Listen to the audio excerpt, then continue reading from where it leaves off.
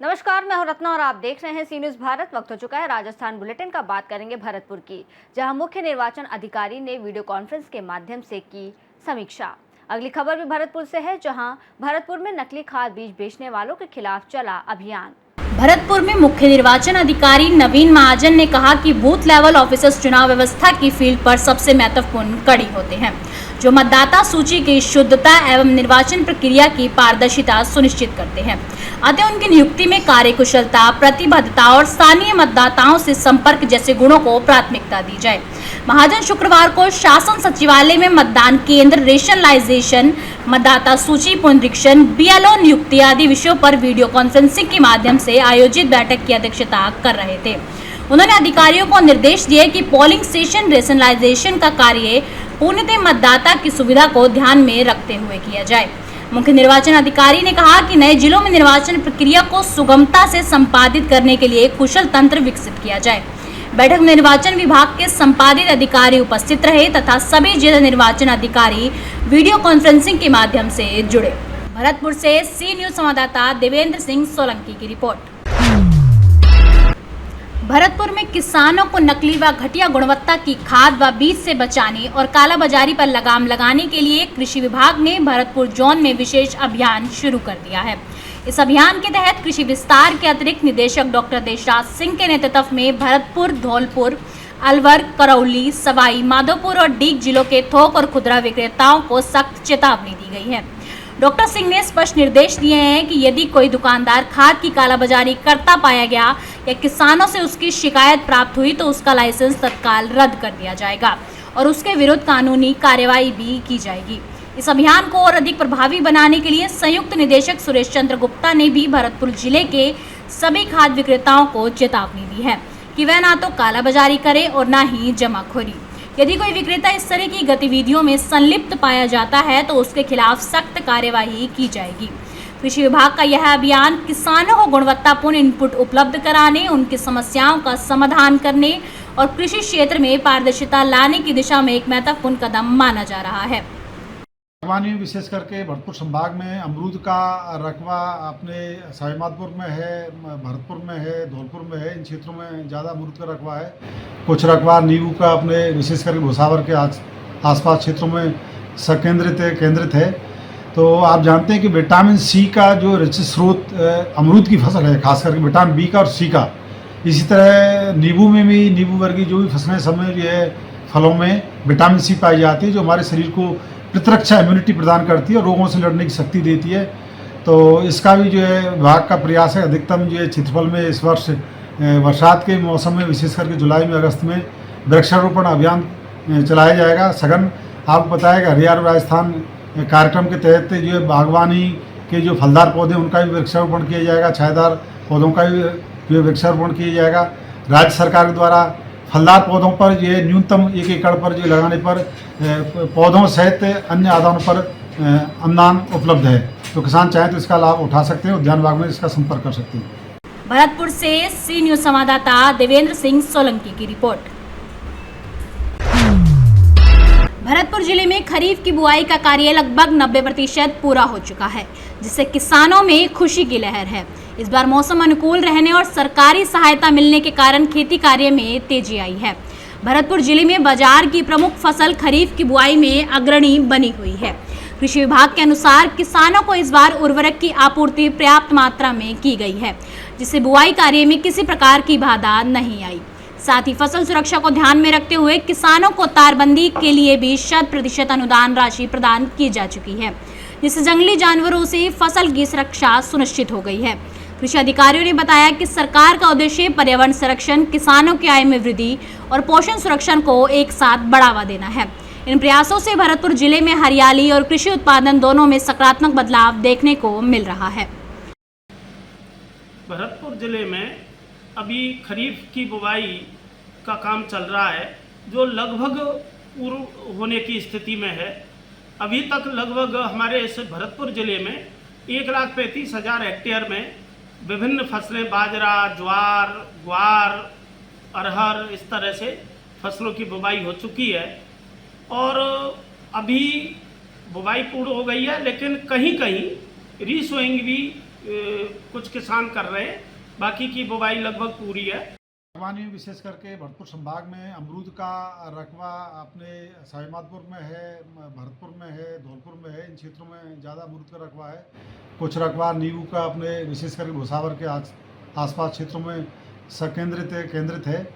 तो आप जानते हैं कि विटामिन सी का जो रिच स्रोत अमरूद की फसल है, खास करके विटामिन बी का और सी का। इसी तरह नींबू में भी, नींबू वर्गीय जो भी फसलें समय जो है फलों में विटामिन सी पाई जाती है, जो हमारे शरीर को प्रतिरक्षा इम्यूनिटी प्रदान करती है और रोगों से लड़ने की शक्ति देती है। भरतपुर संभाग में इस वर्ष मानसून पूर्व की अच्छी बरसात हो गई थी। करीब 18 जून से खरीफ की फसलों का बुवाई कार्य चल रहा है। भरतपुर संभाग की मुख्य बाजरा की फसल है। सवाईमाधोपुर में उड़द की खेती होती है।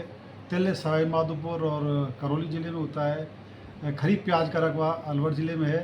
ओवरऑल करीब अब तक 90% से अधिक क्षेत्रफल में खरीफ फसलों की बुवाई हो चुकी है। इस वर्ष 9,54,000 हेक्टेयर में खरीफ की बुवाई के लक्ष्य निर्धारित थे।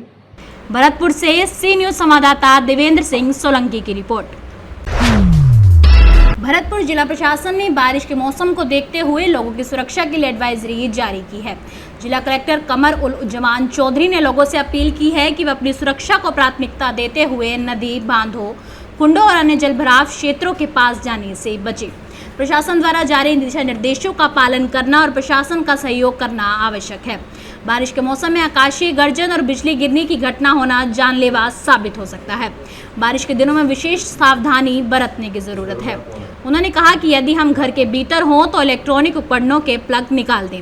उन्होंने आमजन को क्षतिग्रस्त एवं जर्जर भवनों और इमारतों में शरण न लेने हेतु अपील की है। जारी करी है कि जितने भी जल भराव क्षेत्र हैं, जितने भी पानी के तालाब हैं, टैंक्स हैं या कहीं पे कोई डिपार्टमेंट के भी कोई बड़े टैंक हैं, वहाँ पे उनके पास जाने में सावधानी बरतें।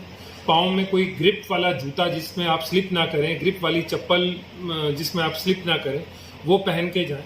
और जब भी ऐसे इसके पास में आप कहीं साफ़ सफाई के लिए जा रहे हैं, काम के लिए जा रहे हैं, तो रस्सी बांध के जो भी सेफ्टी मेजर हो सकता है उस सेफ्टी मेजर को ज़रूर इस्तेमाल करें। साथ ही साथ में जो पर्यटन के हिसाब से बच्चे और बाकी लोग पर्यटन स्थलों पे जाते हैं, वहाँ पे पानी को देख के प्लीज़ भावुक ना हो, उसके बीच में छलांग नहीं मारे जब तक वहाँ पे कोई सेफ्टी और सिक्योरिटी का मेजर नहीं है। पूर्व में भी हमने देखा है कि भरतपुर में ऐसे इंसिडेंसेस हुए हैं। मेरे पूरा जो भरतपुर निवासी हैं उनसे मेरा ये विनम्र निवेदन है और एक अपील भी है कि कृपया करके इन जो जल स्रोत हैं या जो जहाँ जहाँ जल भरता है उन जगहों से आप दूर रहें और सावधानी बरतें और अपने बच्चों पर खास निगरानी रखें कि वो क्या कर रहे हैं ऐसे समय। भरतपुर से सी न्यूज संवाददाता देवेंद्र सिंह सोलंकी की रिपोर्ट। जोधपुर में लायंस क्लब जोधपुर एक्टिव का शपथ ग्रहण समारोह आगामी 7 जुलाई को होटल जीआर क्लासिक में आयोजित किया जाएगा। इस अवसर पर क्लब के नए पदाधिकारियों को शपथ दिलाई जाएगी और सेवा के क्षेत्र में उत्कृष्ट योगदान देने वाले 11 लोगों को श्री सार भूषण श्री अवार्ड से सम्मानित किया जाएगा। क्लब अध्यक्ष उषा गर्ग ने बताया कि इस वर्ष भी सेवा कार्यों को और अधिक प्रभावी व व्यापक बनाने का प्रयास किया जाएगा।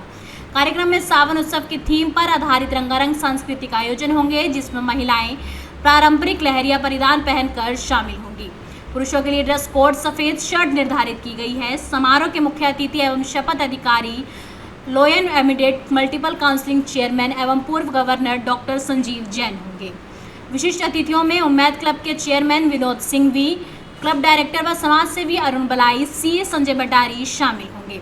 कार्यक्रम का संचालन प्रसिद्ध एंकर अरुण सिंह चौहान करेंगे। क्लब अध्यक्ष ने बताया कि लॉयंस क्लब न सिर्फ शपथ समारोह जैसे कार्यक्रम करता है, बल्कि पर्यावरण दिवस, बाल दिवस, शिक्षक दिवस, डॉक्टर दिवस, मातृ दिवस, स्वतंत्रता दिवस जैसे सभी महत्वपूर्ण दिवसों को भी मनाता है। समारोह 7 जुलाई को दोपहर 12 बजे से 2 बजे तक होगा। इंटरनेशनल का लायंस क्लब जोधपुर एक्टिव का शपथ ग्रहण समारोह 7 जुलाई को होगा। इसके इंस्टॉलेशन ऑफिसर हमारे एमसीसी डॉक्टर संजीव जैन है। लायंस क्लब जैसे पीड़ित मानव की सेवा, वंचित लोगों की सेवा, प्रताड़ित लोगों की सेवा, शोषित लोगों की सेवा, इस तरह का सेवा करने का क्लब है। इसकी सेवा की शपथ दिलाई जाती है कि इस तरह से बहुत सारे लोग जुड़े हैं। देखें लायंस क्लब के क्या काम है।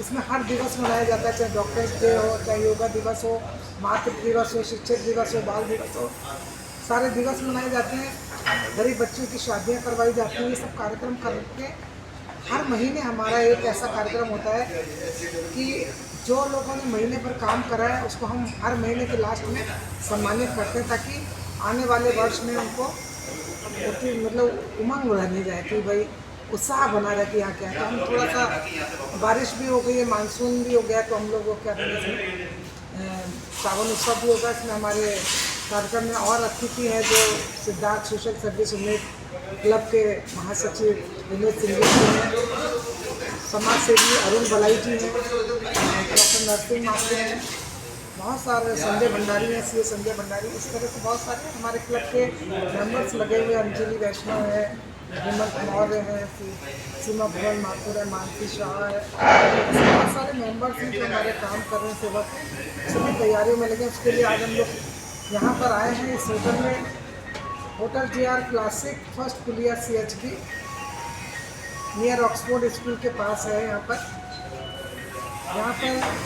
सारी सुविधा है, पार्किंग की सुविधा है, खाना बहुत अच्छा है, स्टाफ बहुत अच्छी तरह से मैनेज करता है, इसलिए हम लोग हर कार्यक्रम यहाँ करते हैं। सभी लोगों से बहुत अनुरोध है कि जो भी यहाँ सम्मानित किए जाएंगे, star Shri award, star Bhushan award से सम्मानित किया जाएगा उन लोगों को जिन्होंने निस्वार्थ भावना से सेवा की है, वर्ष पर्यंत करते हैं, तन मन धन से लगे हुए हैं। वो 50 लोगों का सेवा सम्मान होगा, उसमें 11 लोगों का विशेष सम्मान होगा जिनको बग्गी में बिठा के लाने का कार्यक्रम है। बारिश की कैसे हमको सपोर्ट करती है उसके ऊपर सारा डिपेंड है, इसीलिए सभी मीडिया के थ्रू हम लोगों का बताया जा रहा है कि सभी लोग, चाहे बारिश भी होगी तो भी कार्यक्रम दुगने जोश से होगा। कार्यक्रम रुकेगा नहीं, आप लोग पधारें 7 तारीख को। धन्यवाद। भरतपुर से सी न्यूज संवाददाता देवेंद्र सिंह सोलंकी की रिपोर्ट। फिलहाल इस बुलेटिन में बस इतना ही। देश और दुनिया की तमाम बड़ी खबरों के लिए देखते रहिए सी न्यूज भारत।